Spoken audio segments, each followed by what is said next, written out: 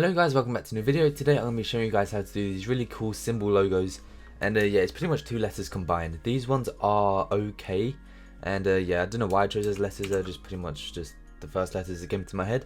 But yeah, I got 4 examples here of the same logo just to show you the process that I made when making the example. So as you can see, I got 4 different, well, they're all the same letters, but they're all different concepts. So you can see each one is an improvement to the last one. So this is the very first one, then I went on to this one, then this one, and then this one. And I think that this was the best outcome. So I probably went with this one if I was going to send it to a client. But yeah, you can see that each one has a little difference, and yeah, just to make it look better each time. So if you do make a logo, you probably won't make it first time, so it might take a few tries.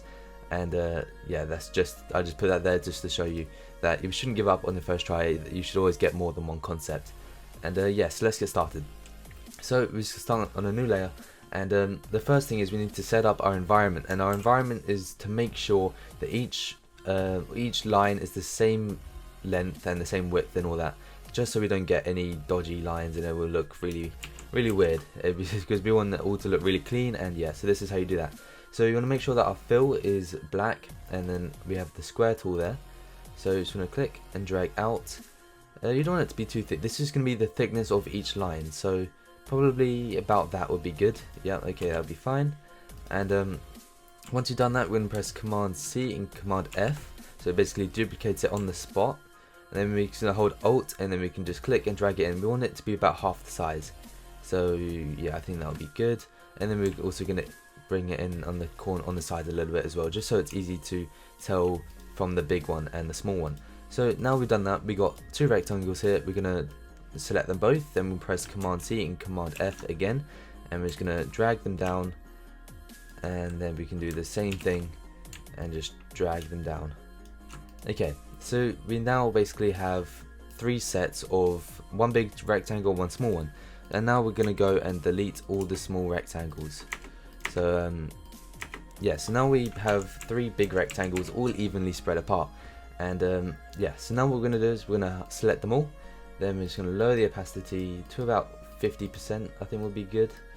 Oh, maybe there's more than one here. Yeah, okay, so now they're all on 50% opacity, they're all evenly spread, and now we can actually lock them. So we go to our layers, open up this layer, and now we can just lock them like that. So now what we're going to do is we're going to go over to our rectangle tool, because pretty much our whole logo is going to be made of these rectangles. And as you can see in this last example here, that we can change the corners, like have a slant if we wanted to as well. So yeah, so now what we're going to do is we're going to just make a rectangle like that. So this is going to be the top of the O. So yeah, we're just going to make that the right length. We're going to bring it right to the edge. And so yeah, we just want to find the length of our O that we think will be good.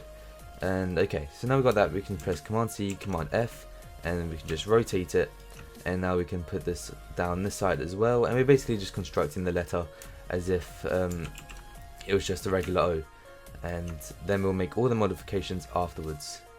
So let's make sure they're all the same distance apart. There we go.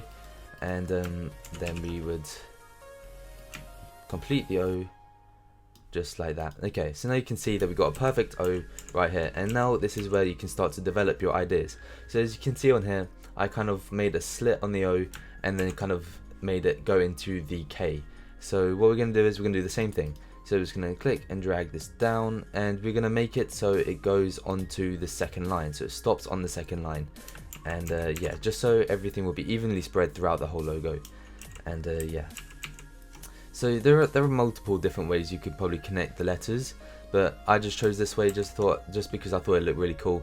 And yeah, so you could, another good idea, if you're struggling for ideas on how to connect your letters, you could just draw it out using a pencil, and yeah, that's also a really good way of getting your ideas. So so yeah, so now we're basically finding ways to connect our O and the K. And yeah, so, and we also don't want to stray the O's too far away, because we don't want it to not look like an O anymore. So yeah, so just make sure that you don't do that. So okay, so once we've got our O and we've got this little bit coming off it to connect the K, we can actually start to build the K shape. And so to do that, we can just keep duplicating this rectangle. As you can see, to make this whole logo so far, we've literally just used a rectangle. And when I rotate my rectangles, I always hold shift, so it's always at a 45-degree angle in turns, just so it's a lot easier to keep all the angles the same. And yeah, so as you can see on my examples, I've got this line coming up to form the top of the K. And so to do that here, I just want to make sure that I don't want to change the size of the rectangle, but as you can see, I want the corner up here to touch the top, and that'll be fine. And you can see it also touches the bottom here.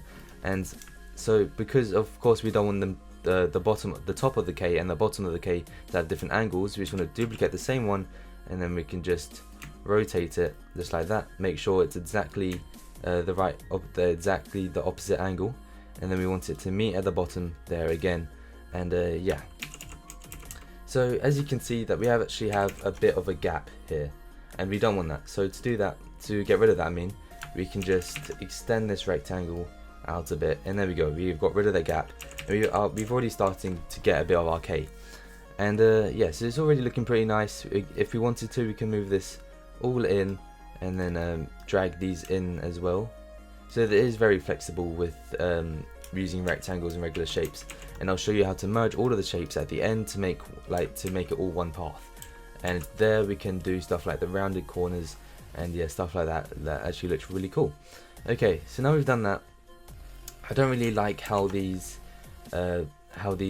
like don't end at the top, or yes, this is really hard to explain, but like they kind of end this point here to kind of end in the middle of nowhere. I don't really like that. You can see I've got that for both. So what I might do is I might duplicate this this rectangle here, rotate it, and then place it down here, and there we go. You can basically see it kind of makes the point the point end in the same as the rest of the logo pretty much. So it all evens out, and we can duplicate this and then drag it up just like that. And there we go. Now we have it on both sides, and we basically got rid of the extra random point that was there, and we don't want it there. And now what we might do is you might want to make one shorter than the other, just to add a bit of style to it, and it might look better that way. So you can just mess around, see what looks best. Like I said, there are millions of different ways you can combine letters and style each letter, and yeah, they all look pretty cool. And yeah, so just go with which way works best. And as you can see, we have joined the O and the K, but at the moment it doesn't really look too much of a K. So what I might do is I might just drag this up a little, and just to give that little the back of the K, just to make it more obvious. And there we go, that looks a lot better that way. And I might just drag this in because I don't want it to stretch out too much. Okay, that looks cool. So now you can see it's pretty easy to define the O and the K, and they kind of join together, and it looks really cool in a nice little logo. And so yeah, if there was someone called OK out there, or OK was their initials, this logo would work pretty well. And now we can go to styling it. So as you can see here, I've got the slants, and then here I've got the rounded edges. So what I would do is I could use our selection tool up here, select our whole logo, just drag it off to one side, and then I would hold Alt and click to duplicate it and move it at the same time. And now we go to our Pathfinder. If you don't have Pathfinder open, go to Window and then Pathfinder, and then this will appear. You want to click on this first one, and now you can see that our logo is one whole path. Now that it's all one path, we can make all these little adjustments to stylize it even more, to make it look even more better, make it even look even better. As you can see, we rounded the corners here, and then on this one we've got slanted corners, so we can make multiple versions of these letters to try different styles. So what I might do is I might use my our selection tool, select our logo, go to our direct selection tool over here, and now we can see that all these little circles appear in all the corners, and now we can just drag those in, and this will allow us to bend these corners. You can see that all these corners, you're basically deciding how round you want them to be. So I only want them to be a little round, and yeah, so that looks pretty cool. And yeah, so that'll be one concept, and we can just keep that to one side. And now we can go back to our original with all the rectangles that haven't been merged. We can just copy another one, just like that. And now I could try one of the slanted sides. So again, we want to go to our Pathfinder tool, merge all the rectangles just so it's one long path. Now we go to our direct selection tool, and then we can just start dragging in some of these lines, and just to see what looks best. We can try making opposite slants, just like that. Might want to make them even on both sides.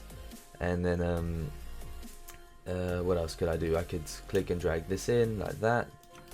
And yeah, there's loads of things we could do. And yeah, they all look pretty cool. So yeah, I think we might drag this in a little, just like that. And then we can click. What we could do is we could bring this all the way over here to meet it over here, and that looks pretty cool as well. Although this is actually starting to look a bit like an R. So if we did want this to look like an R, we could just click and drag these up, and there we go. It does look kind of a bit like an R, but you can still see a bit of the K in there, I suppose. But yeah, so that's basically how I make a really cool symbol logo. It's really easy, it's really simple, but it does take a lot of practice. And again, like I said at the beginning of the tutorial, if you are making one logo, it might take multiple concepts of that logo for you to find your best one. Thank you guys for watching this tutorial. If you found this helpful, don't forget to like, comment and subscribe. If this video gets 50 likes, I'll release the AI version of this logo so you guys can edit it for yourselves. And yeah, I'll put that in the description when we hit 50 likes. So thank you guys for watching, and I'll see you guys in my next video.